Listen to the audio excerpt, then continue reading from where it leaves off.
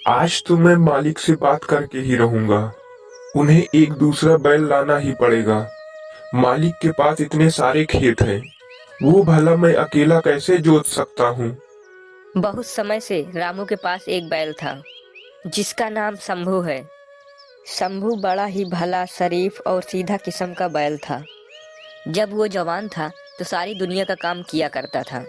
रामू एक दिन में 10-10 खेत जुतवाने का काम लिया करता था। लेकिन वो समय के साथ ही अब बूढ़ा हो चुका था। वह पहले जैसा काम नहीं कर सकता था। रामू को तो बस पहले जैसा ही काम चाहिए था। रामू एक बहुत ही लालची किस्म का किसान था। उसे किसी की जान की परवाह नहीं थी। उसे तो बस अपना मतलब निकालना था, अपने खेतों का काम करवाना था, अपनी फसल से मतलब था। उसे इस बात की चिंता बिल्कुल नहीं थी कि शंभू बेचारा बूढ़ा हो चुका है, वह अब पहले जैसा काम नहीं कर सकता है। चल चल शंभू, तैयार हो जा। आज तुझे 10 खेत और जोतने हैं। नहीं मालिक, रहम करो मुझ पर। थोड़ा तो तरस खाओ। अब मैं पहले जैसा जवान नहीं हूँ। अब मुझसे 10-10 खेत नहीं जोते जा सकते। पहले मैं जब जवान था, मैंने कभी आपसे किसी बात की शिकायत नहीं की। और लोग तो दो बैलों को हल में लगाकर खेत जोतते हैं, लेकिन मैंने एक ने ही इतने खेत जोतने का काम किया है। अकेला हल खींच के पूरा पूरा दिन काम किया है। पर अब आपको दूसरा बैल मेरे साथ हल जोतने के लिए लगाना ही पड़ेगा। अच्छा, तेरी इतनी हिम्मत, तू मेरे साथ जुबान लड़ाए। दूसरा बैल कहाँ से लेकर आऊं? दूसरा बैल लाऊंगा तो उसके लिए भी अलग से खर्चा होगा। उसके दाने पानी पर भी, उसके चारे पर, उसकी सेवा में चीज पर खर्च होगा। तू क्या कम खाता है जो एक दूसरा बैल ले आऊं? अगर तू काम करता है तो फ्री का नहीं करता है, खाता भी उतना ही है। चेतन सही कह रहा है बाबा। आप खुद ही देखिए ना, वो कितने लंबे समय से हमारे घर का काम करता आया है। कभी उसने किसी बात की शिकायत नहीं की। लेकिन अब वह बूढ़ा हो चुका है, इतना काम नहीं कर सकता। आप पहले जैसा इतना काम मत लीजिए, उसे भी तकलीफ होती है। अब हम ऐसा करते हैं, एक और बैल लेकर के आते हैं, फिर वह बैल चेतन के साथ थोड़ी मदद कर लेगा। तू कुछ ज्यादा ही तरफदारी नहीं कर रहा है? इस शंभू की तुझे बोलने का हक नहीं। जा जा, जो काम करने को कहा है पहले वह काम कर। चुपचाप जाकर खेतों में पानी लगा। मैं शंभू को लेकर आता हूँ। खेत जोतना है, बहुत काम पड़ा है बाकी। रामू के बेटे सूरज को शंभू पर बहुत तरस आता है, क्योंकि उसे सब पता था। वह सब जानता था कि उसके पिता बहुत गलत कर रहे हैं, लेकिन उसकी अपने पिता के आगे एक नहीं चलती थी। सूरज शंभू की मदद करना चाहता था दूसरा बैल लाकर, लेकिन उसके पिता सूरज को शंभू की मदद नहीं करने देता था। फिर खेत में रामू शंभू को लगाकर खेत जोतने लगता है। एक हल लगाकर खेत जोतने लगा।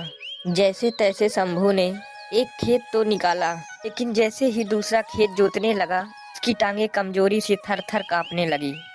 आह, आह, अरे मालिक, क्या कर रहे हो आप?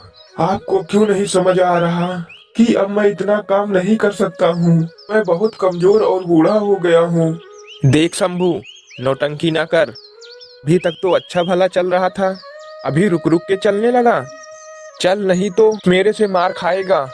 अगर तूने ऐसा नाटक किया तो मैं कल ही तुझे कसाई को बेच दूंगा और मैं अपने लिए एक नया बैल लेकर के आऊंगा। जैसे ही रामू ने शंभू को कसाई के हाथ बेचने को कहा, शंभू बहुत घबरा उठा। आह, नहीं नहीं मालिक, मुझे कसाई को मत बेचिए।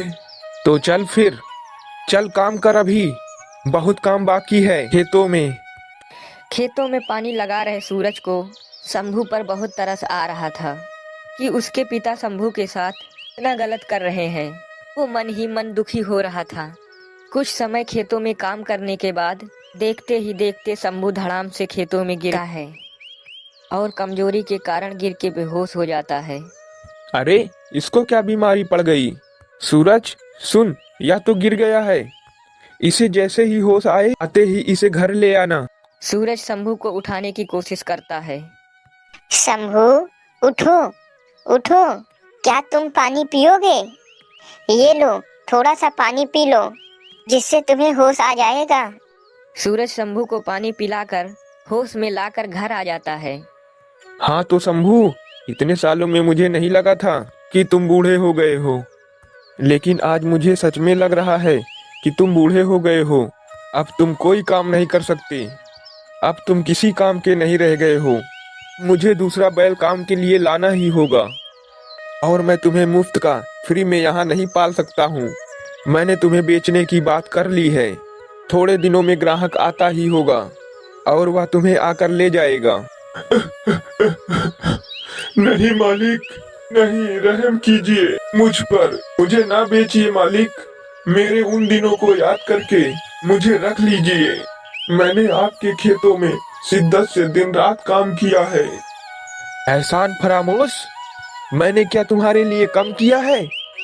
जितना मैंने तुम्हें खिलाया पिलाया है, किसी दूसरे घर में होते तो आज मर चुके होते।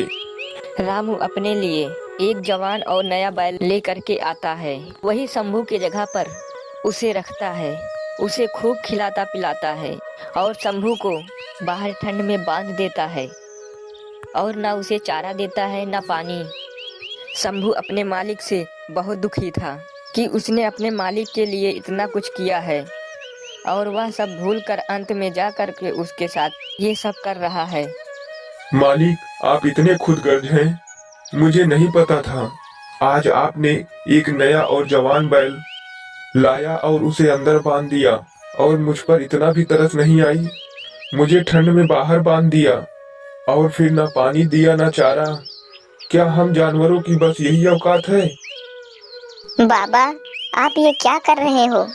नया बैल आने से आपने शंभू को बाहर बांध दिया, हालांकि अंदर जगह थी उसको भी अंदर बांधने के लिए, पर आपने उसे बाहर बांध दिया। इतनी ठंड में ना उसे खाना दिया ना पानी दिया। बेजुबान पर थोड़ा तो तरस खाओ। अरे बेटा, तुम इतनी चिंता कैसे कर लेते हो इन जानवरों की? यह जानवर होते ही ऐसे हैं, किसी काम के नहीं होते हैं। कुछ समय तक काम आते हैं, उसके बाद फिर बूढ़े हो जाते हैं, फिर किसी काम के नहीं रहते।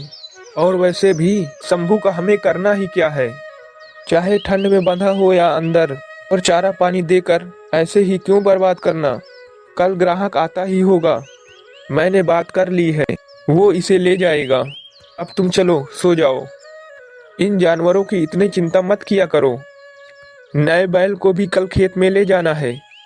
सूरज अपने पिता की बात सुन करके बहुत हैरान रह गया कि कोई इंसान इतना खुदगर्ज कैसे हो सकता है। जिस बैल ने सारी उम्र उस घर के लिए इतना किया, अब वह उसके सारे एहसान भूल कर उसको मरने के लिए ठंड में छोड़ दिया। बाबा, अब मुझे ही कुछ करना होगा। आपको अपनी गलती का एहसास दिलाना ही होगा। सूरज ने अब सोच लिया था कि अपने पिता को उनकी गलतियों का एहसास दिला करके ही रहेगा। भाई, तुम बाहर क्यों बंधे हो इतनी ठंड में, और कुछ खा क्यों नहीं रहे हो? क्या तुम्हें खाना नहीं दिया है?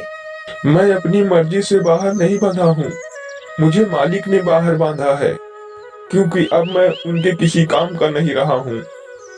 क्या मतलब? पहले मैं भी तुम्हारी तरह जवान और हट्टा कट्टा था, जब मुझे मालिक ले करके आए थे, और मैं उनकी एक ही दिन में 10-10 खेत जोत दिया करता था, अकेला ही।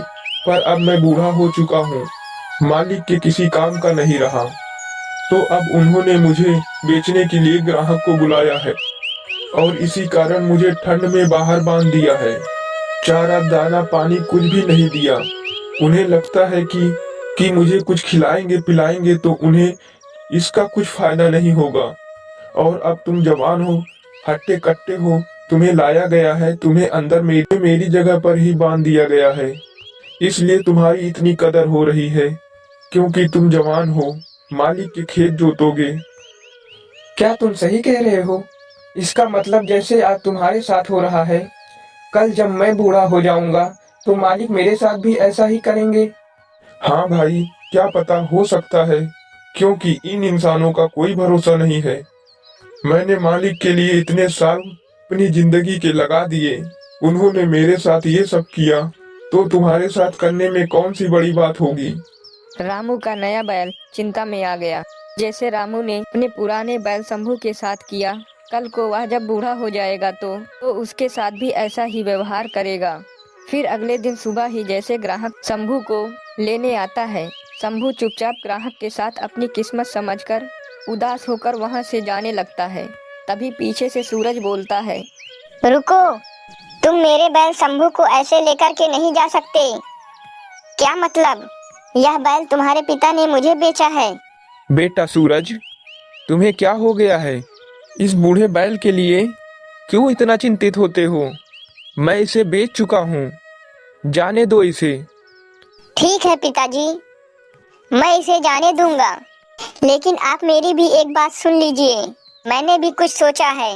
पिताजी, अभी तो आप काम कर सकते हैं, सब कुछ संभाल सकते हैं, घर बार खेत, लेकिन कल जब आप बूढ़े हो जाओगे, बेकार हो जाओगे, तो आप किसी काम के नहीं रहोगे, एकदम बेकार हो जाओगे। तब मैं आपको अनाथ आश्रम में जाकर छोड़ आऊंगा। ये तुम क्या कह रहे हो बेटा?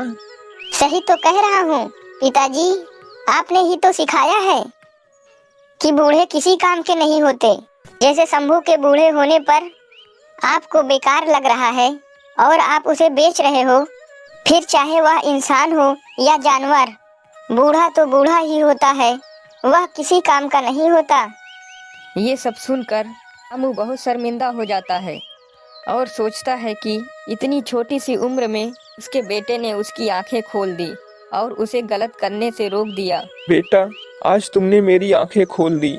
मैं बहुत गलत करने जा रहा था। ही मायने में मैं अकल में तुमसे बहुत छोटा हूँ। इतनी छोटी सी उम्र में तुमने मेरी आंखें खोल दी। और शंभू, मुझे माफ कर दो, मुझे क्षमा कर दो। कितना गलत था मैं। तुम्हारे एहसानों को भूलकर तुम्हारे साथ इतना गलत करने जा रहा था। आज अगर मेरा बेटा नहीं होता तो मेरी आंखें नहीं खुलती और मैं कितना बड़ा पाप कर बैठता। मुझे माफ कर दो। रामू की आंखें खुलने के बाद वह कहता है कि उसे शंभू को नहीं बेचना है और शंभू को अपने पास ही रख लेता है। शंभू, अब तुम कहीं नहीं जाओगे, तुम यहीं रहोगे मेरे पास ही। इस तरह तुमने सारी उम्र मेरे लिए इतना किया है, अब मेरा कर्तव्य बनता है कि मैं तुम्हारी सेवा करूं। मुझे अपनी सेवा करने का मौका दो। मालिक, मुझे बहुत खुशी है कि आपको समझ में आ गया कि हम जानवरों में भी जान होती है, हमारे अंदर भी दिल होता है, हमें भी अच्छे बुरे की पहचान होती है और हमें भी तकलीफ होती है। मैं धन्यवाद करता हूँ छोटे मालिक का कि आपको इस बारे में एहसास दिलाया। नहीं शंभू, तुम मेरा धन्यवाद मत करो, यह तो मुझे करना ही था। तुमने हमारे लिए इतना कुछ किया है तो हमारा कर्तव्य नहीं बनता क्या तुम्हारे लिए? अगर तुमने हमारे लिए कुछ भी नहीं किया होता तो भी हमारा कर्तव्य बनता है कि हम तुम्हारी सेवा करें बुढ़ापे में। इस तरह से रामू शंभू को वापस रख लेता है, बुढ़ापे में उसकी खूब सेवा करता है। दोस्तों, इस कहानी से हमें यह सीख मिलती है कि बूढ़ापन चाहे किसी का भी हो, इंसान का हो या जानवर का, बूढ़े होने पर किसी की महत्वता कम नहीं होती। अगर हम उसकी जवानी में कदर करते हैं, बुढ़ापे में भी हमें उसे उतना ही सम्मान देना चाहिए। यदि आप ऐसी कहानियाँ और देखना चाहते हैं तो हमारे चैनल को सब्सक्राइब करें और बेल आइकन को दबाना ना भूलें, ताकि हमारी सारी नई वीडियोस आप सबसे पहले देख सकें और एंजॉय कर सकें। धन्यवाद, नमस्कार।